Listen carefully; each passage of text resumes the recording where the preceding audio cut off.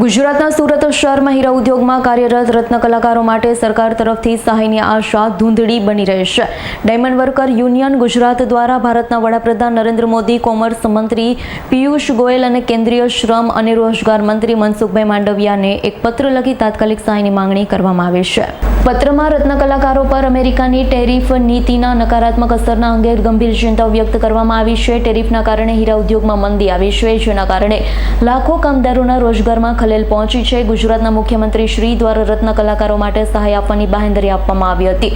મુખ્યમંત્રીના નિર્દેશન હેઠળ રચાયેલી કમિટીએ આ બાબતે પગલાં લેવાનું આશ્વાસન આપ્યું હતું. જોકે 26 દિવસ વીતી ગયા છતાં પણ સરકાર તરફથી કોઈપણ પ્રકારની જાહેરાત કે સહાય મળી નથી. કમિટીમાં ગુજરાતના સચિવ એમ કે દાસ, ગૃહમંત્રી હર્ષભાઈ સંઘવી, શિક્ષણ મંત્રી પ્રફુલભાઈ પાનસેરિયા, શ્રમ રોજગાર મંત્રી બલવંતસિંહ રાજપૂતનો સમાવેશ કરવામાં આવ્યો છે. તેમ છતાં પણ કમિટી તરફથી કોઈ સ્પષ્ટતા કે એક્શન પ્લાન બહાર આવ્યો નથી. મુખ્યમંત્રી દ્વારા રચાયેલી કમિટી અંગે કોઈ માહિતી જનતા સુધી પહોંચી નથી. મીડિયા દ્વારા પણ અપડેટ ઉપલબ્ધ નથી. ગંભીર પરિસ્થિતિ દરમિયાન સુરતમાં 4 રત્ન કલાકારોએ આત્મહત્યા કરી, પરંતુ સરકાર તરફથી કોઈ પ્રતિસાદ મળ્યો નથી.